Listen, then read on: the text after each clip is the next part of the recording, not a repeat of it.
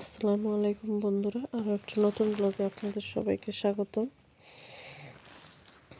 এখন আমি দেখাবো শীতের সবজি আর রুটি।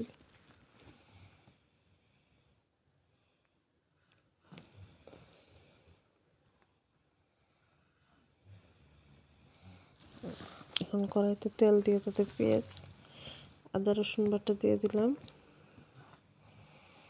তারপর কিছুক্ষণ নেড়ে কষিয়ে নিব।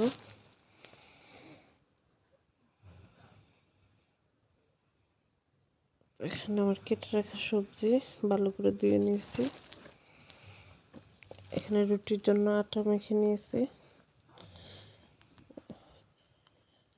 এখন দিয়ে দেব একটু হলুদের গুঁড়ো, মরিচের গুঁড়ো।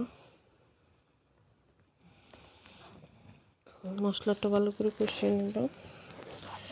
তারপর দিয়ে দেব ধুয়ে রাখা সবজিগুলো।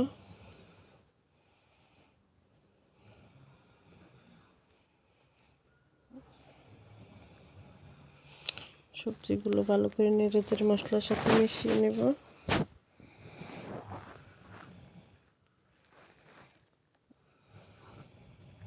কিছুক্ষণ ভালো করে নেড়েচেড়ে দিতে হবে। তারপর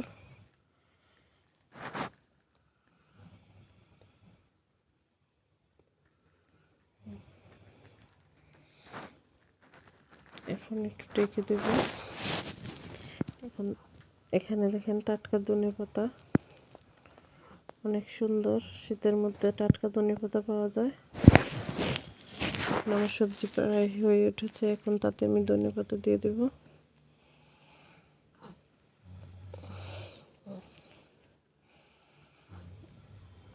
একটু নেড়েচেড়ে মিশিয়ে নেব।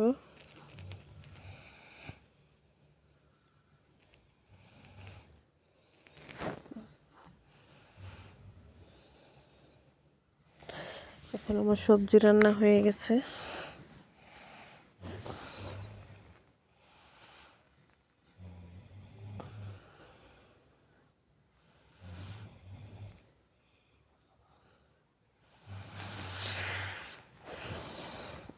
এখন রুটি বানিয়ে নেব।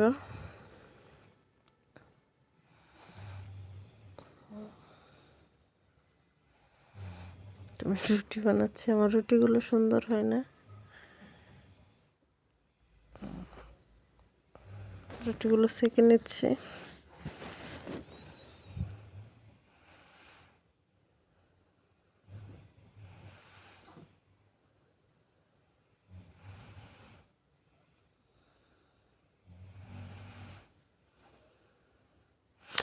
বাচ্চাদের জন্য কটা পরোটা ভেজে নেব।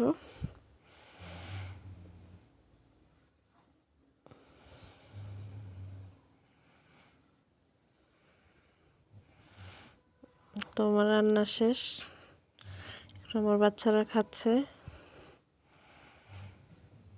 এখানে হয়ে গেছে আমার সবজি আর রুটি। তো আমার মেয়ে এখন খাবে।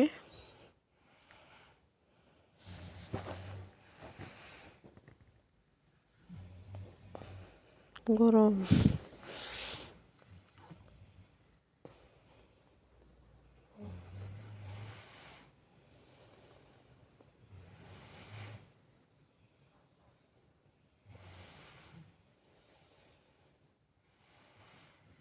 মাশাআল্লাহ, আমার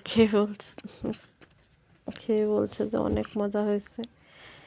আজকের মতো বিদায় নিলাম। আসসালামু আলাইকুম, সবাই ভালো থাকবেন।